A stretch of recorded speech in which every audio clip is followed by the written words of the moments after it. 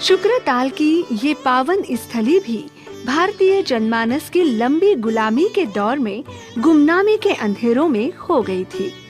लोक में प्रचलित कथाओं के सहारे इस पवित्र स्थली की खोज और पुनर्स्थापना का श्रेय वीतरागी स्वामी कल्याण देव को जाता है। स्वामी कल्याण देव ने कई दशकों के अथक परिश्रम और आत्मीय लगन से महाभारत काल के प्रसिद्ध मुनि शुकदेव की पावन भूमि का पुनरुद्धार किया है। इस क्षेत्र के चप्पे चप्पे और रोम रोम पर दो ही महापुरुषों के नाम अंकित हैं। एक द्वापर युग के ऋषियों में श्रेष्ठ शुकदेव जी और दूसरे वर्तमान युग के संतों और समाज सेवियों में श्रेष्ठ स्वामी कल्याण देव। स्वामी कल्याण देव का पूरा जीवन ही अद्भुत रहा है। वे आधुनिक भारत की 3 महत्वपूर्ण सदियों के युग द्रष्टा रहे हैं। हमारे देश के ज्ञात इतिहास में ऐसा दुर्लभ सौभाग्य किसी अन्य समाज सेवी को प्राप्त नहीं हुआ। स्वामी कल्याण देव का जन्म 19वीं सदी के उत्तरार्ध में 21 जून 1876 में हुआ था। भारत के संत अपनी साधना लोक कल्याण के लिए करते हैं। सर्वे भवन्तु सुखिनः, वसुधैव कुटुम्बकम्, सर्वभूत हिते रता। भारत माता समय समय पर ऐसे महापुरुषों को जन्म देकर अपना गौरव वर्धन करती है। ऐसे ही संतों में संत शिरोमणि परम पूज्य गुरुदेव स्वामी कल्याण देव जी महाराज का अवतरण हुआ, जो एक शक्तिशाली समाज सुधारक, शिक्षा ऋषि के रूप में सामने आए।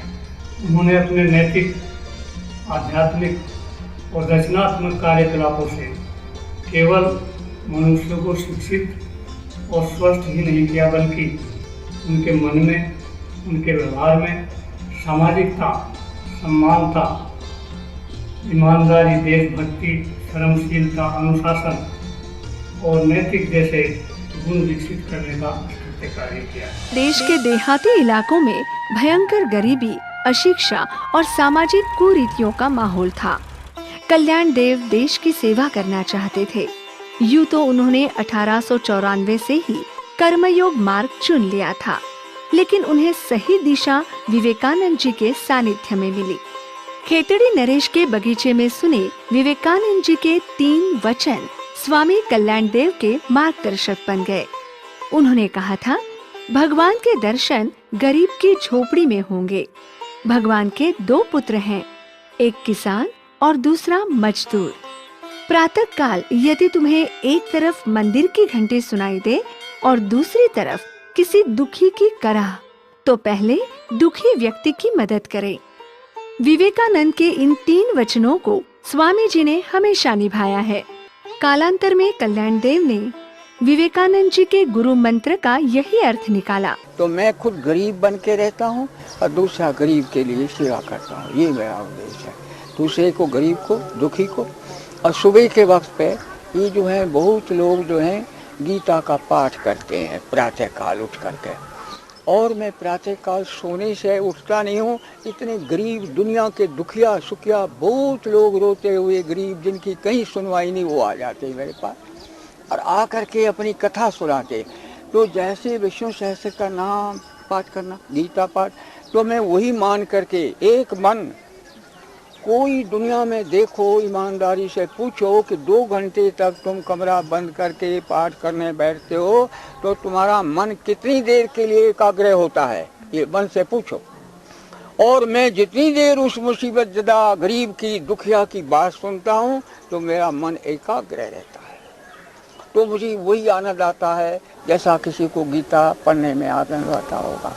इसी गुरु मंत्र को फलीभूत करने के लिए ही गंगा तट पर बसे शुक्रताल के इस बीहड़ और गरीब देहाती इलाके को उन्होंने कर्मस्थली के रूप में चुना था। परम पूज्य स्वामी कल्याण देव महाराज जी द्वारा जो जनपद और किसान भाइयों के सेवा के लिए, किसानों की फसलों का उत्पादन बढ़ाने के लिए जो कृषि विज्ञान केंद्र की स्थापना की गई है, ये किसानों के लिए स्वामी जी द्वारा दी गई बहुत बड़ी देन। धार्मिक दृष्टि से भी शुक्रताल का पौराणिक महत्व है। स्वामी कल्याण देव ने यही सोचकर यहाँ कुटिया बनाई थी कि यहाँ रहकर शुकदेव मुनि के ऐतिहासिक आश्रम को भी पुनर्प्रतिष्ठित किया जा सकता है और इस क्षेत्र में शिक्षा का दीपक भी जलाया जा सकता है। कालांतर में इस इलाके में कई शिक्षा संस्थान शुरू कर कल्याण देव जी ने अद्भुत लगन और अगाध परिश्रम के बल पर शुक्रताल की शुकदेव पीठ को भी पूरे देश में प्रसिद्ध किया है और इस इलाके में शिक्षा और स्वास्थ्य की अनेक योजनाओं को अंजाम दिया है। गाँव-गाँव में घूम के जिसने शिक्षा दीप जलाए, खुद आगे बढ़ के जिसने दुखिया गले लगाए, उस सेवी को इस नेही को अर्पित शत शत नमन, उस सेवी को इस नेही को अर्पित शत शत नमन। बेतिरांग कल्याण देव जी तुमको शत शत नमन। एक जीवन में देखा जिसने 3 सदी का जीवन, एक जीवन में देखा जिसने 3 सदी का जीवन। बेतिरांग कल्याण देव जी तुमको शत शत नमन।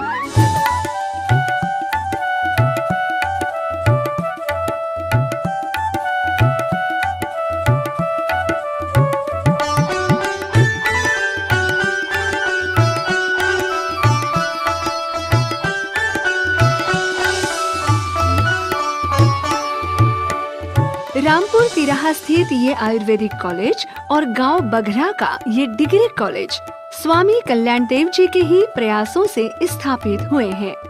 उनके मन में विचार आया कि कोई चिकित्सा क्षेत्र में भी ऐसी संस्था खोलनी चाहिए जिससे ग्रामीण लोगों की सेवा की जा सके। शुक्रताल में शुकदेव मुनि आश्रम का ये पवित्र अक्षय वट 5100 वर्ष पुराना माना जाता है। महाभारत कालीन इस विशाल वट वृक्ष की छाया में ही महाभारत के लेखक महर्षि वेद व्यास के पुत्र शुकदेव जी ने इस आश्रम की स्थापना की थी। लोक मान्यता के अनुसार इसी पवित्र स्थली पर 88,000 ऋषि मुनियों की उपस्थिति में शुकदेव मुनि ने अभिमन्यु के पुत्र परीक्षित को भागवत कथा सुनाकर मोक्ष की प्राप्ति कराई थी। पांडवों की राजधानी हस्तिनापुर भी यहाँ से पास ही है। हस्तिनापुर के जीर्णोद्धार में भी स्वामी कल्याण देव का अहम योगदान रहा है। स्वामी कल्याण देव के कारण ही 20वीं सदी के पूर्वार्ध तक उजाड़ बिहड़ रहे शुक्रताल का विकास संभव हुआ है।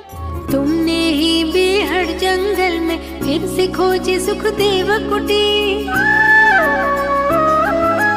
जीवन के अंतिम पहर तलक तुम सजग रहे लेकर लकुटी। उस मुनिवर को उस गुरुवर को अर्पित शत शत नमन, उस मुनिवर को उस गुरुवर को अर्पित शत शत नमन। स्वामी कल्याण देव जी महाराज ने इसको विकास किया। यह तीर्थ प्राय लुप्त हो चुका था। गंगा जी के किनारे यह तीर्थ भागवत जी का उद्गम स्थल है। यहाँ आने वाले श्रद्धालुओं को काफी परेशानी होती थी। कल्याण देव जी के अथक प्रयासों से ही यहाँ पक्के घाट, महिला स्नान घर, व्यवस्थित बाजार, श्रद्धालुओं के ठहरने के लिए साफ सुथरे धर्मशालाओं का निर्माण हुआ है।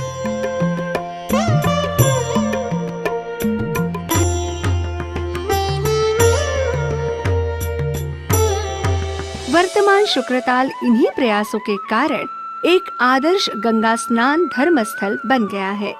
स्वामी कल्याण देव 1944 में शुक्रताल आए थे।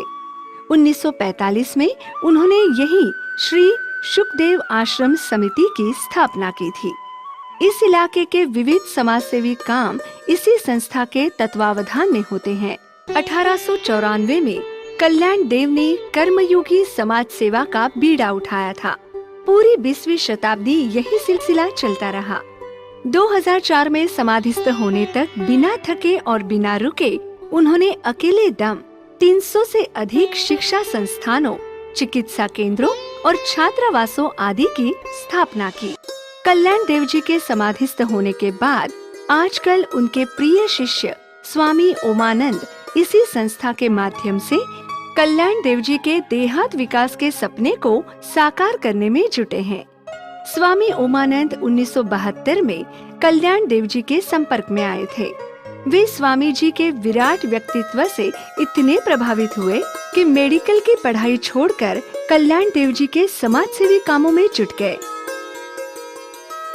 स्वामी विवेकानंद के अलावा राष्ट्रपिता महात्मा गांधी का भी कल्याण देव जी पर बहुत प्रभाव था। हमारा देश और देश की आत्मा सब गांव में है, और गांव में गरीबों की झोपड़ी में जाकर उनकी सेवा करो, यही भगवान की सच्ची पूजा है।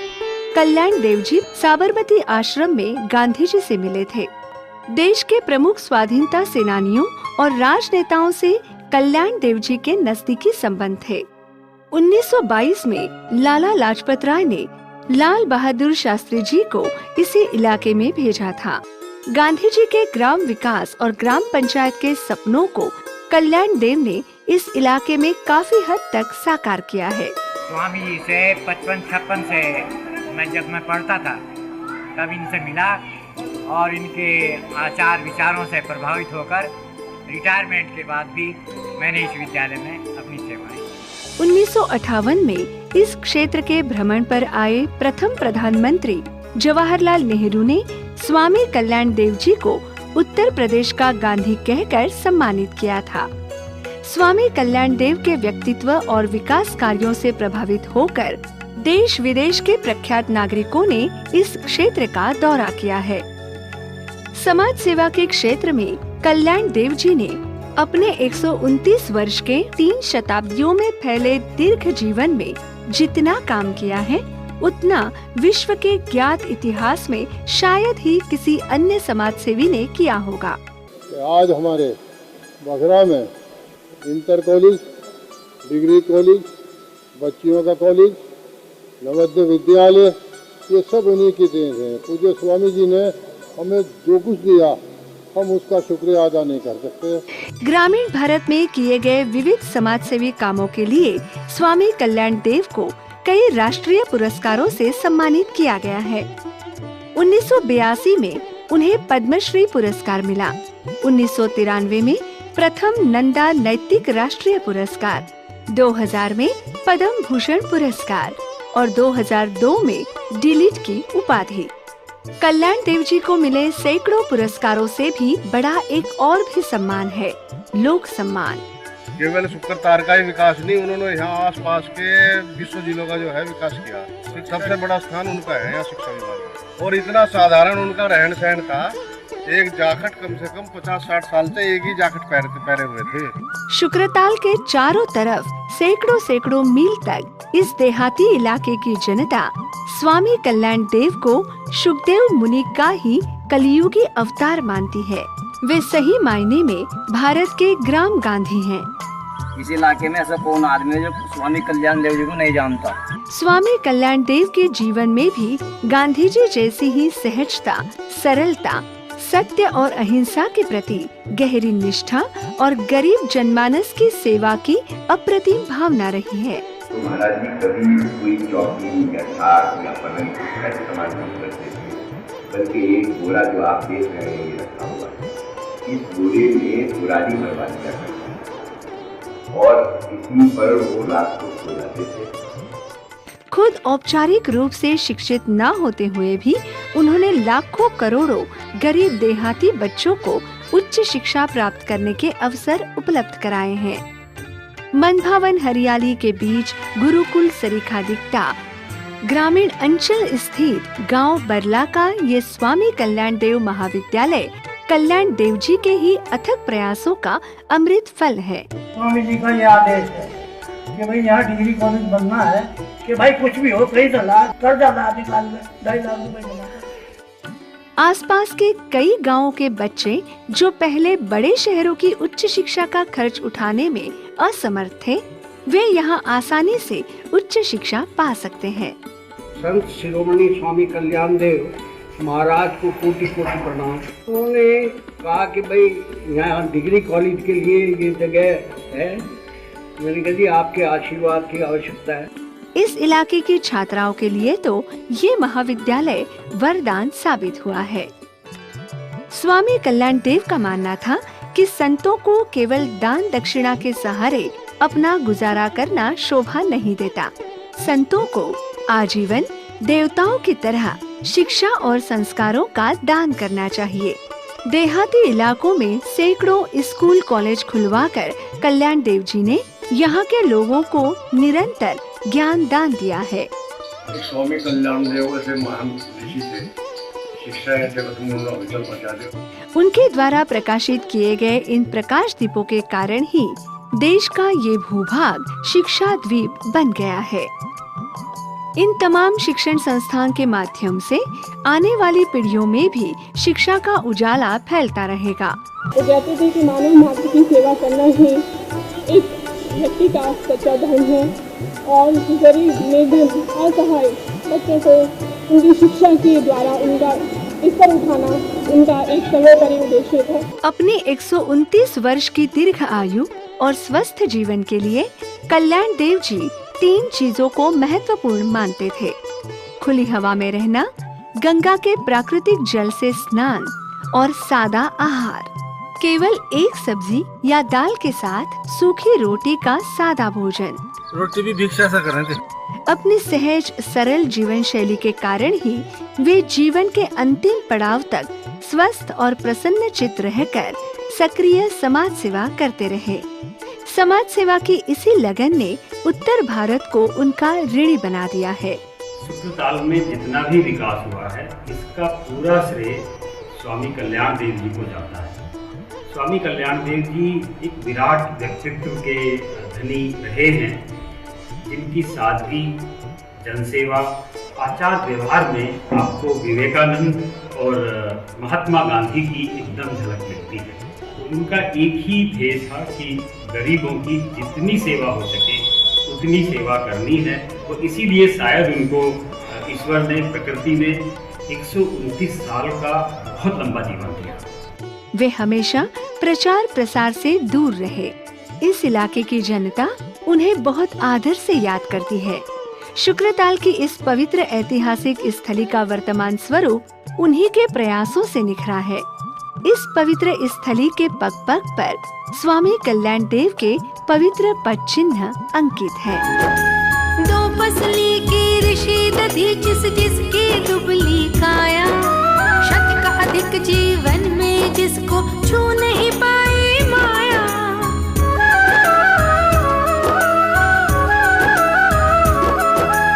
उस त्यागी उस सन्यासी को अर्पित शत शत नमन। उस त्यागी उस सन्यासी को अर्पित शत शत नमन। बेतिरांग कल्याण देव जी तुमको शत शत नमन। एक जीवन में देखा जिसने 3 सदी का जीवन, एक जीवन में